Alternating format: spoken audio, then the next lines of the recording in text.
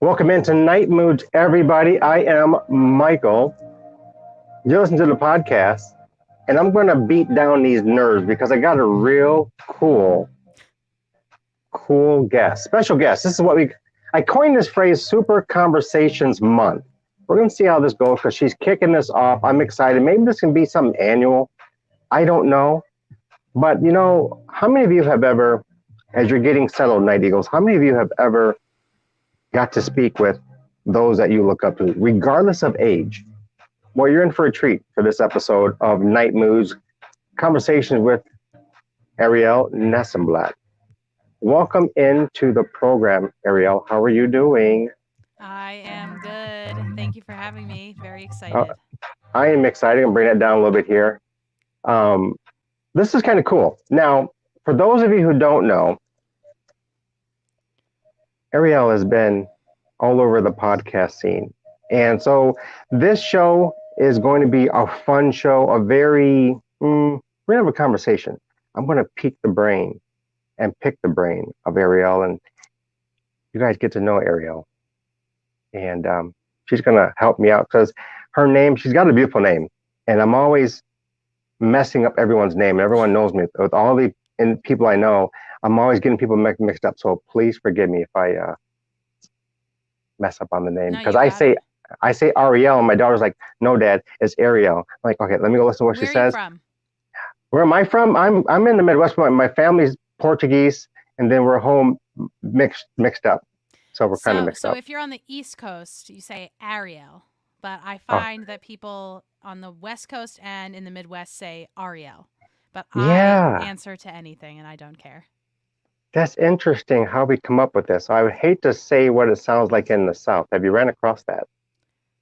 I've heard. I lived in Jackson, Mississippi for a while, so I've heard it all. Jackson, Mississippi. Yeah. Interesting. Yeah. You are really interesting. I've been following you for months, and I can't even begin to tell you how I came to get to know you. And not stalking everybody. Calm down before you start email. Like, what are you doing? You're married. Blah blah blah blah.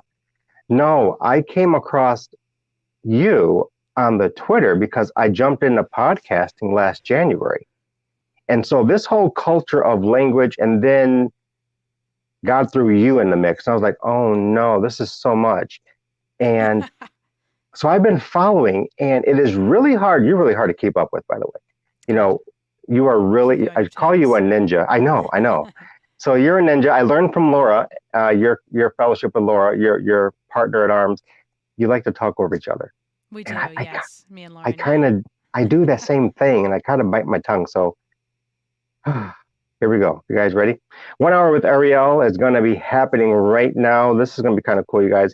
Everything you want to know about podcasting, and then about this, I call her a ninja, so I don't mean any offense, but I'm talking, she's really sneaky, but she is pro podcast and she is pro independent podcast. And I love this about you, that you really are 100% all in. I do. Where did that come from? Where did this come from? Listening. I was a big listener first, and I decided that I wanted to get paid to work in podcasting. So I wanted to listen to more podcasts. I wanted to meet podcasters. I was just really intrigued by this community that I was starting to see forming back in 2016, which is when I really, really started listening to podcasts and thinking critically about listening to podcasts. Before that, I was listening, started listening for real in 2014, but in 2016, I decided to discover what it meant to be a podcast listener and to meet other people who were obsessed with podcasts like I was. Obsessed. I like that word, obsessed. It's a love for podcasting, and I'm learning there's like a few out there who have opened a door just for relationship, and you are one who is like, on that next level, but you leave the door open for people like me who are beginning, which is phenomenal. That's what I truly love about you, is you're extending a hand back, but it's like so broad. You're like opening yourself up to everyone who is serious about their craft, or maybe just want to learn about this whole thing of what is podcasting. I don't understand. Oh, and because of you, I got this bad boy right here. So this deal, Hell came as a yeah. blessing. But I was That's like, awesome. so yeah, so when I was like a sponge with everything when I got connected to you through Twitter. So I got connected, and then I got the courage to reach out. You know, you get the courage of people that you are learning from, especially in the space of podcasting. It is so huge. People are very collaborative in podcasting. People are very willing to share what they've found that works for them, and especially what they found that doesn't work for them. People are generous, I think. I have to agree with that. And, you know, it's unlike any industry that I have been a part of. You know, this is very, really kind of cool. It's really nuanced, but yet there's this collective collaboration vastly across the board. Yeah. And so I love about you is your Twitter's on fire. I'm, you know, 14,000 followers, and I don't know, where do you find the time? I wake up and I think, what can I tweet today that would be helpful to somebody? I also go through creative spells, you know, where I'm Hmm. thinking of many tweets at a time. So when that happens, I write them down and then I come back to them and I fully flesh them out sometime later. But it's not all at once and it's not on purpose when I have ideas for what to tweet. It is very much, okay, I'm having a wave of creativity. Let's get it all down. And then I later come back and post them strategically throughout the week. Now, I got to back up the bus here because many of you listening to the program here don't know who you are. So, Ah, yes. who is, I mean, it's like, I feel like I know you indirectly because it's like this whole Twitter thing. And Yeah. then it's, you know, it's really kind of cool. And then we're going to talk about Podcast Movement 22 and all that fun. And then your newest award, I was really kind of geeked up about. I'm like, look at her. She Yeah, is no, that making was some cool. moves. Who is Arielle? Who is Arielle? Excuse me. Who is Arielle? Yeah, I am a New Yorker. Mm, If you can hear it in my accent, I have also lived throughout the country. Like I said, I lived in Jackson, Mississippi after college. I lived in LA for a while. I've lived in St. Louis. I've lived in Portland, Maine. And now I'm wow. back in the New York area. And I love geography. I studied geography in college. So, big I part of my life. saw Yeah, that. yeah, yeah, yeah. Big part of my life is I love maps and I love subway systems and transit things and keeping up with how, you know, different countries and capitals and politics and things like that. International global relations is an interest of mine, but mostly cultural differences. Whenever I travel, I love to talk to people about how they consume podcasts and how that might be different in the U.S. than it is in Malaysia, where I just was. So it's sort Mm-hmm. of my life lives at the intersection of geography, cultural diffusion, and podcasts. And I'm constantly asking people about their podcast listening habits. I love it. And what else? I play soccer in my spare time. I used to be a Oh, big rollerblader, but then I fell and broke my elbow, and I'm scared to do it again. What else? Yeah, that's the gist of me. are you actually telling everyone that you have a life outside of podcasting that I'm Don't hearing? tell This is, too many people, but it's true. oh my gosh. So I caught one of the, I think you did a space a while back. It was really kind of cute because your parents were Oh on, God, you're going to dinner. It was the funniest thing because I think you're in the back seat. So I was I actually was, going through yeah, the living experience with you, and you were, you know, you're kind of real. This is really kind of funny because you're not a shadow of a person. This is just you're authentic. And then yeah. you're given podcasts on the train when your train was delayed. I'm like, she is actually on the train doing a show and a special guest at that and professional. But it threw me for a loop because you're in the middle of talking and all of a sudden, don't mind me, guys. My parents I think it was traffic. You're Yeah. on your way to dinner for your birthday, and I think it was traffic you're going Yep. through. It was the funniest thing. Yeah. And I was just like, you know what? I said yes to this Twitter space, so I will be here and I will do it no matter what. And I think, you know, that's the difference between live audio and recorded audio. If it were recorded, I would be sitting in one place like we're doing right now, but Yeah. it's live, and I think there's a little bit more forgiveness to be had there. Live over remote, what do you prefer? Listening and producing. I prefer remote for most things. Well, for listening, if you do it right, remote recording, there should be no difference in quality between in person and remote. If everybody's got their nice mics, Hmm. if your connection is strong, Hmm. if you're using a software like StreamYard or like Squadcast or even Zoom in some cases can be done well, you should sound just as good as you do if you were recording in a studio. For listening, same deal. Usually, most of the podcasts I listen to, you can't tell the difference whether it was recorded in person or if it was recorded remotely. Hmm. The issue sometimes people really mess up when they're recording in person because they don't know how to set up their equipment. Whereas sometimes it could just be easier to send somebody a link and record with them over the internet. Right. Now, you're with not StreamYard, you're with Squadcast Mm-hmm. FM. And can you share a little bit about what Squadcast? I did get my affiliate, so I Oh, did good. have that. So you guys will be talking about that in a minute, but I want you guys to get to know all the hats that Arielle wears. What do you do at Squadcast? At Squadcast, I am the community manager and I also look after the content. So I produce our weekly podcast, I produce our weekly YouTube video, I Mm, oversee the blog, I oversee our virtual events, and as part of the community and social media, and as hmm. part of the community, I manage our Slack channel, I manage our Facebook groups, I talk with partners on how we're going to collaborate between Squadcast and other sorts of softwares that are created for podcasters and content creators. And just look for ways to make it so that people who use Squadcast are happy using Squadcast, or so that we can promote their podcast to show that, wow, look at this awesome piece of content that was created on Squadcast. Now, truth be told, we're switching. I'm going to be figuring out how to partner better and use StreamYard and Squadcast. And like the video concept, what on the video concept, well, what does Squadcast offer Yeah. for those who don't know about Squadcast? So Sorry about that. Squadcast is a remote recording platform. So if you Yeah. are a content creator and you record interviews or any sorts of conversations that take place with one or more people, then Squadcast or StreamYard or Riverside or Zencaster are Mm-hmm. cloud recording studios. That's what they're called. So Mm. they help people record remotely, and they record a double ender. So they're being recorded on both sides rather than Okay. recording the internet connection.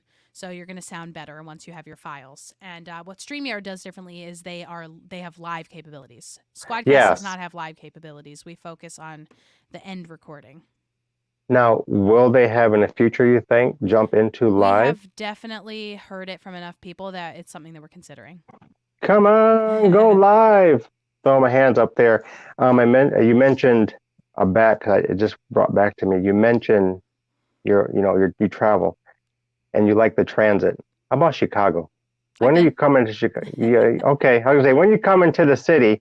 I'm about an hour. I used to live downtown, so I was um, there in June actually, and really. my friend is in uh, what's it called, Hyde Park, Oh, Hyde and Park. yeah, it's Yes. awesome. And I was there in June, so it was lake time, and we went to the lake a million. It's amazing. It's so beautiful there. She has a You whole were crew. safe. You're here. You're safe. Oh yeah, yeah. I mean South. Where was it? Hyde Park is beautiful. Oh, yes, it is. Yeah. No, it really is. If you guys have not, I mean, there's a lot of dignitaries that live, like President Obama lives Oh yeah, somewhere. He's he's got property right there. there. There's a whole bunch, but it's been like in New York. My mom's from um, the Bronx Oh nice. and gentrification. So Hyde Park's going through a whole. It wasn't like that when I was there 10 years ago. It was kind of like they were transitioning, and now you can just be around and go out and get a cup of coffee, get a cup of tea, and just kind of chill out and everything else. So interesting. Mm-hmm. Well, my friend's family, her name is Abby. They've been there for like years, decades and decades Yeah. and decades because the university's there. So Yep. I think she has some professor situations in her family, and yeah, so they've been there for a while. They've owned the same house for a really long time, and they've definitely noticed it's becoming younger, and Hmm. yes, it's definitely becoming more fancy. It is. Like I said, it's an awesome place. I'm looking forward to some remote broadcasting as well. We're looking for a lighthouse up in Wisconsin that we're going to hopefully be doing Hmm. a live show. Now, I did a live show at the Atlantic Ocean in Cocoa Beach when we were there 3 weeks ago, right before the hurricane came through and kind of shut things down. And I really love, for me, I like the creation. I like being in the atmosphere and hearing the sounds and kind of taking it all in, and it helps me to focus on the interviews there. But so we're hoping that Squadcast will go live. You think maybe holiday, maybe? Oh, I would not be able to I know. It's Okay. not because I don't know. Sorry. It's not because I don't know. It's because it takes forever. Yeah, I bet. I used to think that engineering was quick, and then I learned working at this company that it is really not, and it's not just flipping a switch. It's building infrastructure and testing to make sure. So once we get in our roadmap and pick a date, I'm sure we'll make that very public. Okay, we're hoping. Fingers crossed. Can't wait. For now, StreamYard is a really great option. Hey, there's you leveled off 3, and these were kind of, when I was getting started, I was like, you were helping me along with Phil, a couple other guys were helping me with even what to do. So I want to ask you about this, especially for newbies. Like, I'm like really green in this, but I've been talking and teaching for like years and years, right? But when you're getting started, what would be probably a couple golden gems you would soft toss to someone getting started in this massive space of podcasting? Number 1, why do you want to make a show? And along with that, I would center yourself along some sort of niche that you are going to stick to. I was talking to somebody recently on Twitter who said, how do I choose a niche? And I said, well, what's your podcast currently about? And he said, well, kind of everything. And I was like, all right, so your niche could either be that your podcast is about everything. It's not really a niche, but you could really like lean into, our podcast is random every single time, or you could choose a general way to go about things. And I really recommend at least having some sort of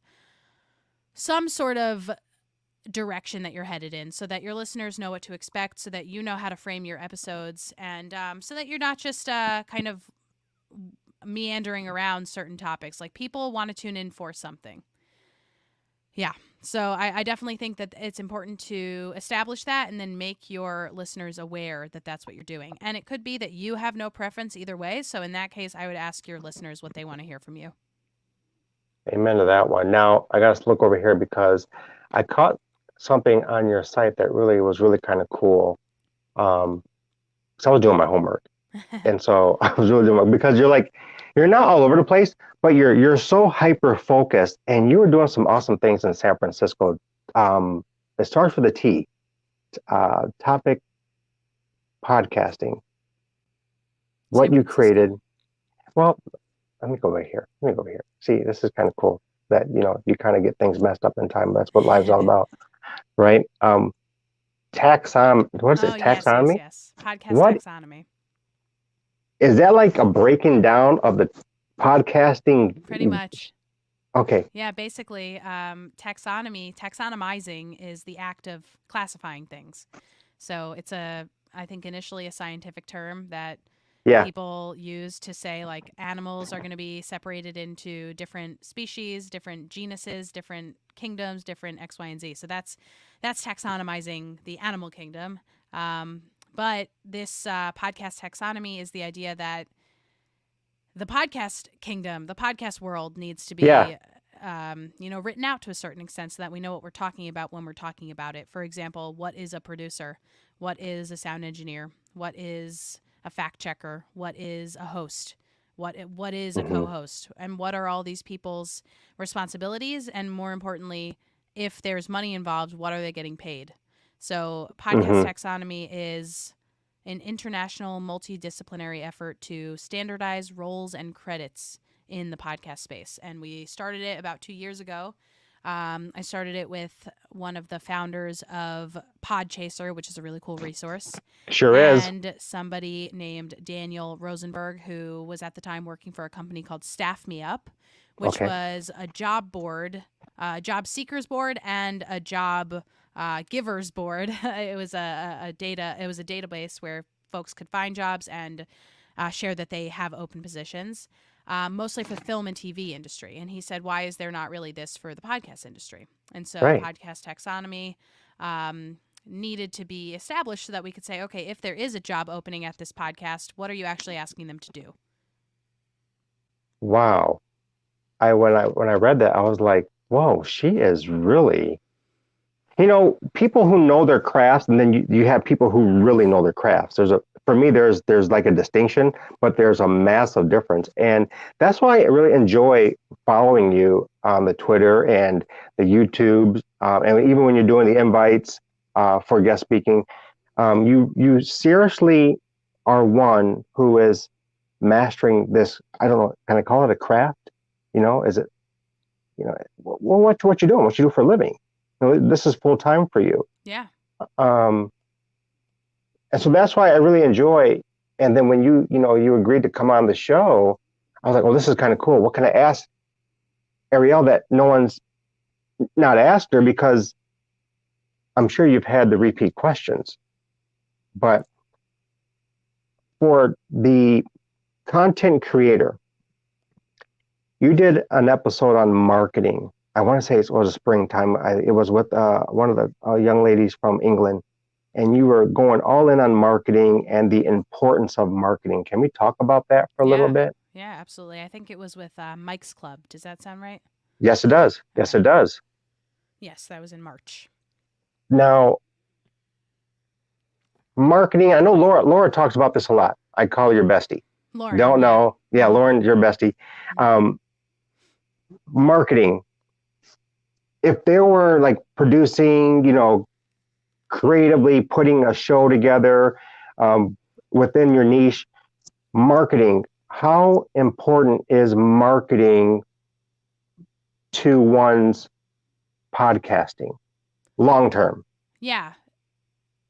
It's very hard to make a show and publish it and get thousands of downloads per episode without marketing, at least to a certain extent. Mm-hmm. There are some fluke cases where you put an episode out there and, because of your cover art and because of the title of your show and because of the way that you titled your episodes and because of the keywords that you're putting in your show notes, it could be that somebody finds it at the right time, loves it, shares it, and you're good to go. And that one episode has a huge spike. But that's a spike, right? So right. Marketing is necessary because you want to make sure that your show goes beyond just your friends and family. And some people start podcasting and already have a follower base, and those followers are so plugged into you and what you do that no matter what you put out there, they're going to listen. And that's awesome. That's a really, really great way to start. But that's not the case for a lot of people who are just starting out in podcasting. Right. And even some people who are famous or have huge followings have a hard time converting people from followers to engaged, loyal listeners. Yeah. Yeah. Yeah. And that's a massive difference from just those who are there to follow versus those who are listening and helping build a community that we're working to build. Right. And so, like for me, I've noticed I've cut back a lot on the creation, and you talk about redeveloping old podcasts, but spend more time in marketing. And with the invention of social media, it's been here. I feel like I've been in the cave for like the last 5 years, and I just came out like, whoa, what's all this? This is crazy. With all of this, how do you find the time to, like, is it TikTok? Is it Instagram? Is it the newsletters? I mean, you gave one interview, and I couldn't write fast enough with all of the newsletters that you were running down, and then you were doing like talking about swapping. I mean, there was just so much. Yeah, you are a university to yourself, straight up university. You are. I kid you not. It's like, what do you want to learn today? She's going to be here talking about this section and this and this. So the marketing issue, I think. Let's say opportunity, not issue. Oh, marketing opportunity. Yes. Because there's opportunities. Yes, exactly is. The opportunity to place yourself in a funnel, or would you say place yourself in a wide swath of a net what do you think provides more value? Do you like focus on, I'm just going to be on these websites and I'm going to be here on these channels, or would you say it's kind of open to your niche and what you're wanting to do in a space with marketing in a wide, a massive net where I'm going to be in like 14 different platforms or Discord and Circle and all these Yeah. things? There's too Does many it? places for you to be on the internet. So the first question that you want to ask yourself is, where do you actually like to spend time? Is there a Mm, social media platform that you hate, that makes you so anxious, or you really hate the content that's being put out there, and spending one more moment there is just really terrible for you? Then don't spend time there. But you need to weigh that with, is that where my audience is, or is that where my desired audience is? So if you really want to be targeting your show towards Gen Z, you probably want to be on TikTok, even if you okay. hate TikTok. Or you're willing to make the concession to not be on TikTok and maybe to miss out on those listeners. So it's just, that's the first question you should ask yourself, is where do you actually want to spend time, and where do you actually want to make content or be interacting with people? So that's number one. First question to ask Okay. yourself. Second question to ask yourself is, you know, is your podcast a show that lends itself to visual or to text based or to video? So, for example, if you have a cooking show, you probably want to Mhm. be posting recipes or finished products, or family heirloom crock pots on a medium that has a visual component. So Instagram is really, really great for that. Pinterest is really, really great for that. If you also, maybe if you are a cooking show that actually goes through recipes, you might want to be recording video as well, and then posting those either as full episodes or as snippets on TikTok or Reels or on YouTube Shorts or on YouTube as full videos. So think about, if your show is a show about like Wikipedia, and you read Wikipedia articles and then talk about their efficacy or something like that, that Mhm. doesn't really sound to me so much like a show that lends itself to visuals. So you might just want to be on Twitter, and you might want to be just sharing your findings on Twitter. Twitter, of course, takes images and it takes videos, but they don't prioritize them. Mm, mhm. Now, do you like the space on Twitter? Do you like using the spaces? I'm I getting love used to that. Spaces. Yeah. You love the spaces. I know. I see Yeah. you on there. So yeah, Spaces are live audio shows. For those who don't know, live audio, you can schedule them in advance, or you can start them spontaneously. And it can be about any topic, and you can have up to 10 people on the stage with you, and you can have it more like a chat, or you can have it like an interview or a panel, or really whatever you want. And I want to say it started in beta like a year ago. It Okay. feels like that, but also I have no idea what time is anymore, so truly I could be off. I've been It's hosting, new. yeah, it's newish. Yeah, I've been hosting Spaces since the beginning. I really like them because, they started around the time that Clubhouse was dying. Okay. If you remember Clubhouse, and I don't know if you're still on Clubhouse. I just Um, got on, so yeah, yeah. I haven't been on it in, I want to say, a year, and I'm thankful for that because, it can work for some people and in some places, and depending on some content. But I found it to be very difficult for me to leave what I was doing to go all the way to Clubhouse. I think that's really the big part of it, is the reason for me that it didn't work. And I think for a lot Yeah. of people, they gave up on it was because it was another app to download. Yeah. Yeah. And I struggle with it myself because it's like people come in, they want to interrupt you. So I got to figure Yeah, out how to do all that. But I'm like, why even do all that? I kind of want to just like leave that where it is and just right. keep it moving. Um, Yeah, but Twitter Spaces, because you're already hanging out on Twitter, and it's very easy for you to continue scrolling on Twitter, have Twitter up on the background while you're yeah. listening to one of these conversations, is really Yeah. great. Whereas with Clubhouse, it's on your phone. So you have to be, if you're doing work while you're listening to a Clubhouse, you have to, and you want to shut off the Clubhouse, you need to go all the way over to your phone and do that. And yes, of course, these are very much problems that are not that big of a deal, but small enough things will cause people to give up a product. And I think that that's, for the most part, why Twitter Spaces is doing better than Clubhouse. And I enjoy it because I am interacting all day long with podcast people on Twitter. And hmm if I start a Twitter space, a bunch of them will come in and we can continue having the conversation that we were just having in text, but now live. Now you do a community on Twitter. How is Yeah. that going? So this is another one of Twitter's more recent products, but they now have the ability for you to tweet within communities. So they are not private. Anybody can read what's happening in these communities, but you have to Hmm. request to join. And Yes. so I, along with Albin Brook, who is he's at Buzzsprout, which is a podcast hosting site, Hmm. we run the podcasting Twitter community, and we run it like it's a pretty tight ship. We don't allow self promo. We really want people to be posting questions and comments and things that they've found helpful. And we encourage people to help each other out and to collaborate in certain ways. But yeah, it's an opportunity for somebody to say, hey, where do you get your podcast music and how much did you pay for it? Or I'm having an issue with this podcast hosting platform. Does anybody have any ideas for how to troubleshoot it? And it's been really great. Wow. You talked about titles. Now I'm using Headliner. Are there, and I kind of like Headliner. I I love haven't Headliner. found other platforms that will help me do what Headliner does. Um, Pros and cons, Headliners for those who are just getting involved in this. Headliner is an audiogram maker. So you can go to Headliner Yeah. and drop in a video or an audio clip or, and then upload that and add an image if you want. You can add a waveform. You can add a transcript.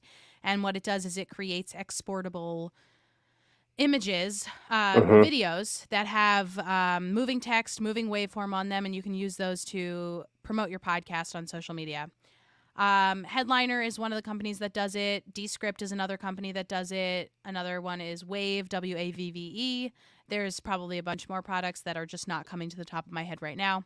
Yeah. They're great. If you want to be creating clips of your audio that are shareable like that, that's awesome. That's a great way to do it, is through audiograms.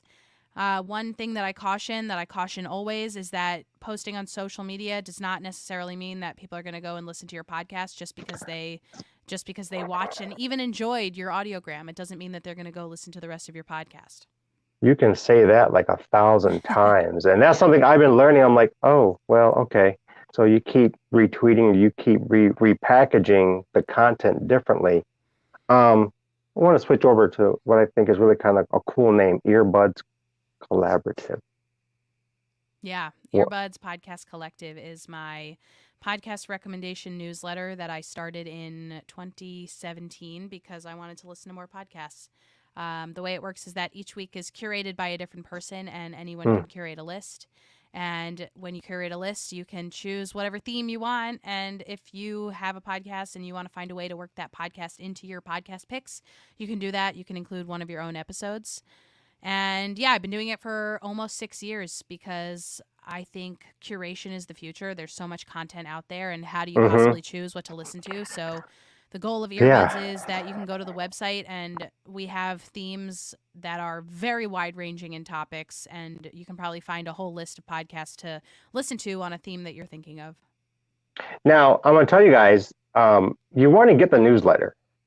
I know Lauren does, hopefully she'll be on the show after a couple weeks from now, but your newsletter, there's like maybe a list of 10 that I subscribe to, but Good. between yours and I say 10 because I've learned, don't just take two or three, Yeah, get a subscribe to all. conglomerate and get information. And for me, I'm like a sponge.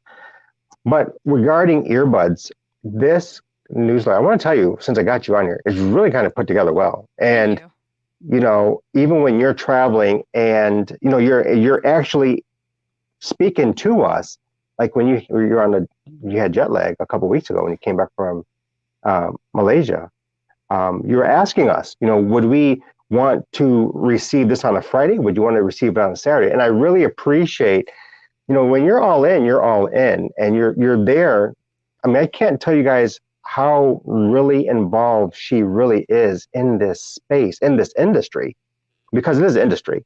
I Yeah. gotta stop saying it's a space. It's more of No, an no. I think industry. people use them interchangeably. Space, industry, world. Yeah. Lots of different ways. So you guys Google search right now, earbuds Podcast Collective. collective. Yep. Just go ahead and Google it, because you're going to find yourself, especially if you're beginning, and you can go back in the archives, and you can actually receive so much, I call it intel because you're like a ninja, but it's going to help you out. And I'm just saying that to let you guys know, she's all in. She wants to help us who are starting. Even I find following you on Twitter, you're even helping those who have been in the game long enough and who are continuing. And so we're all growing. And this whole effort of let's work together is really kind of cool. So you're going to get that with Earbuds Podcast Collective, which is really kind of cool. Thank you for doing that, by the way. Totally. You My know, pleasure. Thank you for liking it. well, it really is something for me. It helps, and you know, I like learning, especially when I don't know what I'm doing. But here I am. You know, when you got into this, who were some of your mentors that were like, "Yeah, Arielle, do this. Yeah, we got you." Who are you? Who did you look up to? Who are you looking up to? Who's paving a path for you? Yeah. Back then in 2016, I was living in Los Angeles at the time, and I reached out to people that I just like found out were also living in LA and doing podcasty things.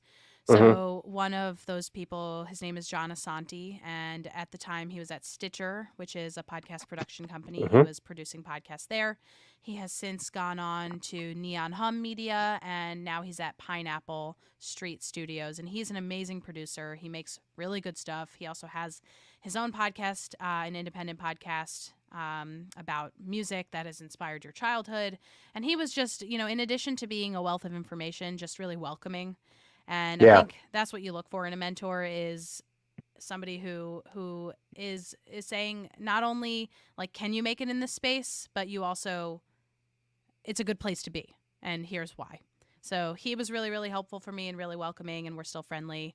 And another one was this guy named Zach Mack, who same deal. He got a coffee with me and explained to me how he got a job in the podcast space, and I was like, I want to get a job in the podcast space, and we're still friends. Mm-hmm. And I love that. And who else? Allison Marino. At the time was at a company that she started called Lipstick and Vinyl, and she's really amazing. She recently wrote an article for Sounds Profitable, which is a publication that I recommend that folks subscribe to. It's about the business of podcasting, but she is really, really smart and has been working in podcasts from a production and from an ad tech standpoint for 15 years, maybe 20 years. She's really amazing. Wow. Yeah. Yeah, so there's really, really cool people out there. So those are some of the folks. And then I also had some people help me out early on with email marketing. So shout out Okay. to Kevin Goldberg, who used to run a site called Discover Pods. He taught me how to do some early tricks with search engine optimization for my website, and he told me that I should be, using MailChimp, and here's how to optimize my MailChimp to look good. So everything that you see today is because of all of these people and more that are not coming to mind right now, but who are very much appreciated. Now you mentioned MailChimp, so I got to run down that street at some point. And you mentioned search SEO, and I was like you a couple months back. I'm like, I don't know too much about SEO, but I'm getting in there. Vital for podcasters. It depends. It depends if you want to have a search engine optimization strategy, So Mm, if you have a podcast and it's called Arielle's Musings About Life, yeah, that's probably not so SEO friendly because the word life and the word musings could mean many different things at many different times. But if I niche down and I have a conversation with people about philosophy and I don't know, mindfulness and well-being, and then I name my podcast something that's a little bit closer to all of those terms, yeah, then when people search for that, then when people search for those terms, I am more likely to come up than if my podcast was Arielle's Musings About Life and whatever. So it's not only that, it's not about the naming of your podcast, it's about the naming of your episodes. So what are people searching for, So if I'm having a conversation with somebody about philosophy and I'm naming it just that person's name, right? yeah. So if you would name this episode Arielle Nissenblatt, that's great for the people who are searching for Arielle Nissenblatt, but it's not so great for the people who are searching for how to start a podcast or how to market your podcast. And Mm-hmm. more people are going to be searching for how to start a podcast, how to market a podcast than they are Arielle Nissenblatt. For now. One day. For now, one day. True story. For now, Yeah. one day. I hear what you're saying. I'm tracking with this. Why I had to ask. For me, this conversation is so vital. I hope you're enjoying yourself. I really do. I'm enjoying myself. I'm going as I'm listening. There's this. I think of like the end of the movies that the not the trailer, but when they just roll all the credits. The credits. Yeah. Your life is like the credits to me. So it really is. It's not it's kind of cool saying that, because the things that you're involved in and the things that you're doing, International Podcast Industry Chat that I was a part of back on the 4th of October. You guys connect with Arielle on Twitter, seriously, because there's just a wealth of information that she talks about, but there's like this treasure trove of insight, and where you want to go with what you're doing, she's like a hub. And there are other individuals who are like a hub, and they're just connecting people. Like, she'll hand you off and take it this way, or she'll bring you around and, how about this, or how about make some suggestions? Or have you ever had one of those conversations where you just kind of said, like, that kind of sucks, you may want to redo something like that? Has that ever came across your? Yeah. Of course. Yeah. Oh. Yeah. Hope I never get on that list. Have I heard something that sucks? Of course I have. There's so many people who either they don't put any effort into their show, or they do and they still suck. And like, that's okay. That's okay. I think the most important thing is, like, I said this before, but why do you want to be making a podcast? Right. And if you want to be making a podcast because you love the beauty and the art that can be sculpted through audio, right, then you probably want to take a class on how to do that. Right. If that's important to you. It's true that some people are naturally gifted, right? But I think anybody can benefit from learning about the craft and studying people who have come before you. I also think it's okay to make a shitty podcast if you're okay with your podcast not, potentially reaching tens of thousands of downloads. Like, it is possible for a podcast that is made with low quality equipment or no equipment at all, just speaking into a computer desktop, to still be a successful podcast. It depends what success means to you. Maybe you're just having fun with your friends. That's success. Maybe you're getting a client. One client might be worth it.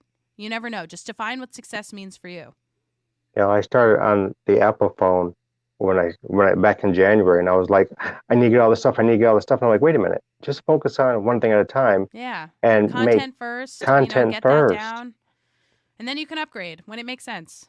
When it makes sense. And I was listening to a guy a while back, and he was like, don't buy anything expensive.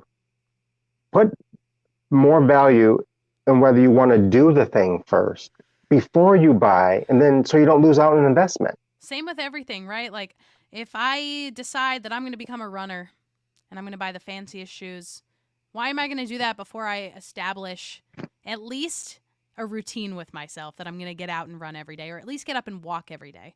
I don't even do that right now. So I'm not going to go and buy $175 sneakers in hopes that I don't need that right now if I'm not pounding the pavement every day. I need $40 sneakers. I need $50 sneakers until I really figure it out. I mean, right. There's an element here that doesn't completely translate because you want to make sure that your knee health is really taken care of, and your joints and everything. But you get what I'm saying. I sure do. I'm going through the life of Arielle before we get into the rapid fire. I got some questions right here. Let's do it. International Podcast Day Gratitude Award goes to Arielle Nissenblatt. I didn't know it was coming. I've been involved with International Podcast Day since 2017. That's when I first heard about it. Yeah. And I was on a live stream then. I got to present in 2017. Yeah. And I've been in touch with the creators for a long time. We're friendly. But this year I was awarded that, and it was a really nice surprise, and I got to accept it live. And yeah, really, really, I think it's the first professional award that I've won. So really, really honored. Second person is probably going to ask you that, because I think Rena asked, what are you going to do with it? With the award?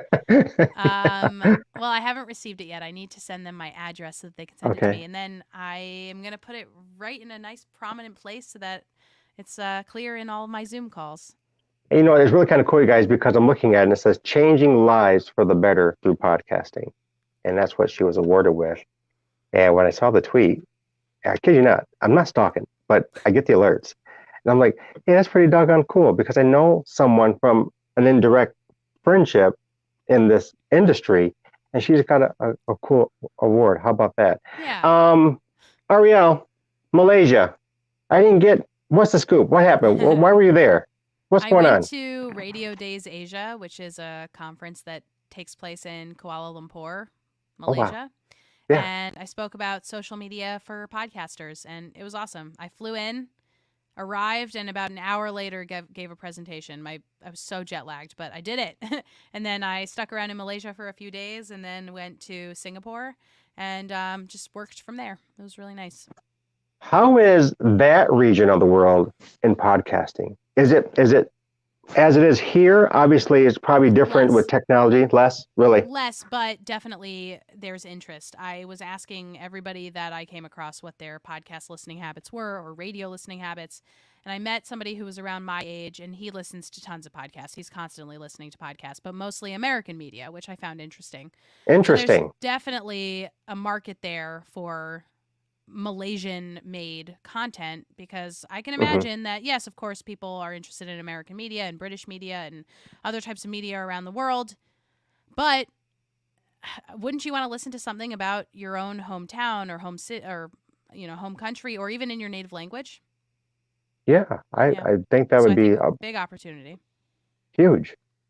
So, any lasting connects there? Will that be? Is that going to be your next destination on an annual basis? You think? No. Okay. I'm moving all around. No recurrings yet until I go to all the countries in the world. I hear you. Yeah. Best space in the countries that you want to go and get to know multicultural podcasting. Best country. I am going to Berlin at the end of this month, Germany, and I'm going for a trip. Just with some friends, but then I'm going to stick around and meet some podcast people, so I'm excited about that. And I'm ending that trip. I'm flying into Berlin and out of London, so I'll do the same in the UK. And I'm going to try to go to a few other countries along the way, and we'll be having podcast conversations everywhere I go. That is really kind of cool that you're all in on this. Do you ever get tired? Yeah, but not of podcast stuff, just of like life. Yeah, exhaustion. Yeah. Okay. Just want to make sure you're human. You gotta. I'm seeing you. I gotta make sure you're not an android or a robot, because you're going.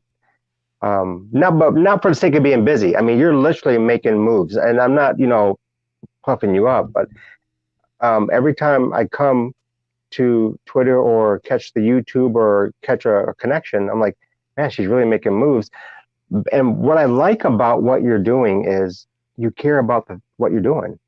It's not just for the dollar. It's not just, for the presentation, for the prestige. Maybe it should be about the dollar a little more often.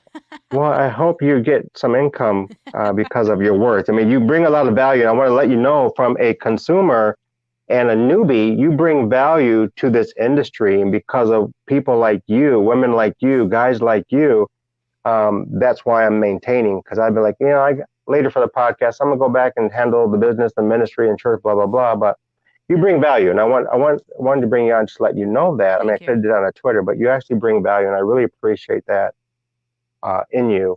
So there's the International Podcast Day. We talked about Malaysia a little bit. Now, PDM, Podcast Movement 22. Missed out on it. Yeah. Oh wait, you were there, no? Weren't you? Had to turn back around. Oh. But it's okay, because Jared helped me out tremendously. Right, you mentioned and I can only wish I could have been in all the conferences that everybody was going to, and then I missed out. Yeah, next time. But the relationships I built, because I was letting people know I was coming ahead, so I was kind of like, oh no. Yeah. And so the kind of cool connections were really kind of met, and I'm like, I was kind of name dropping a little bit because I wanted to make people know I'm actually connecting to some people. Yeah, legit, exactly. As a newbie, I'm like, I actually know this person. Well, I don't know him, but we're connecting on the Twitter, so there's a space there. Yeah. Yeah, There's a thing there. That's a real thing.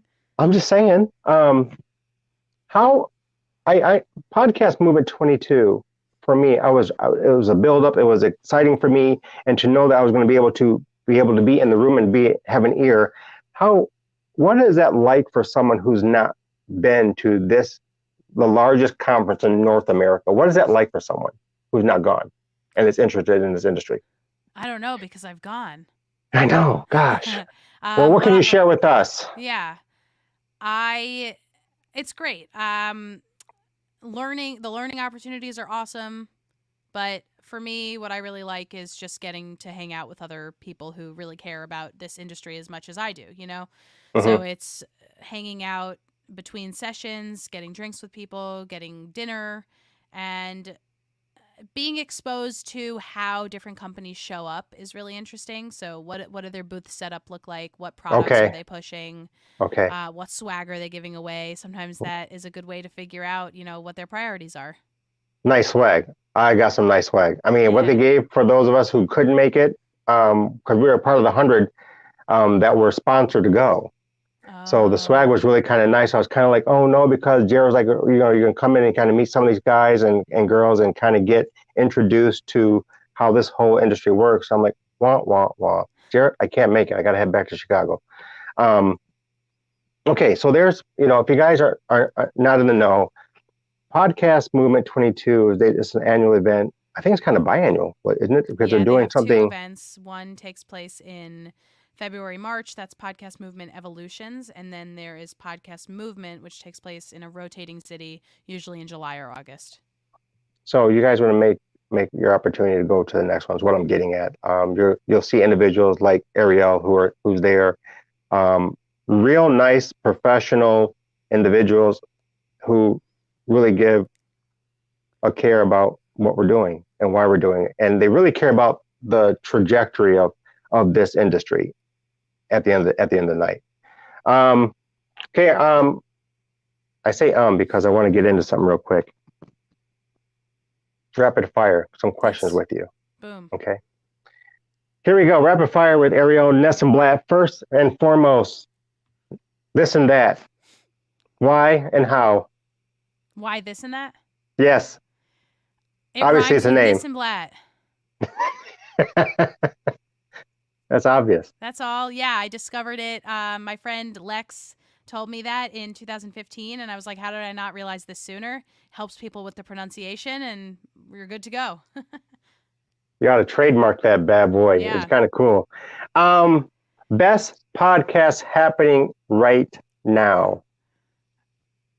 What comes to mind for me is a podcast called The Loudest Girl in the Room. It's by this woman named Lauren Ober, and it's about her decision to get evaluated for autism at the age of 41, I think she is, and it's her whole journey like that. It's really beautiful. Wow. Okay. I'm thinking of the Brown Girl podcast. She's from India. I want to have her connect with you, or maybe make that connection.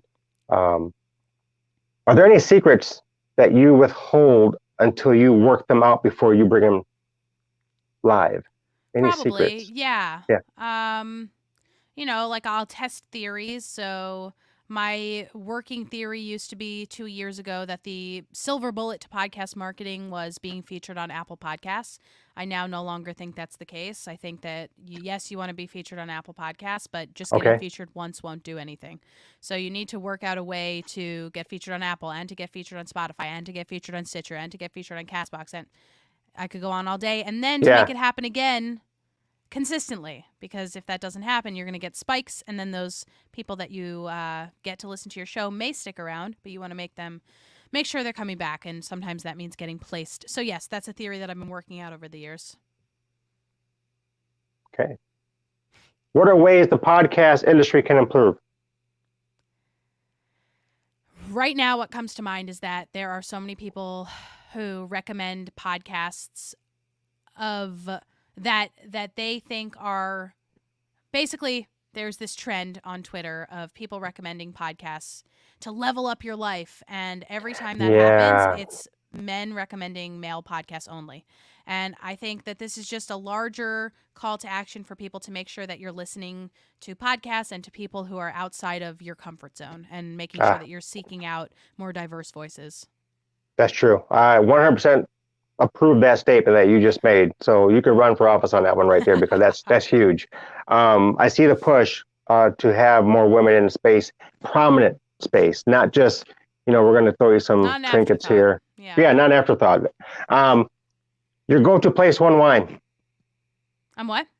Your go-to place to unwind. I love to.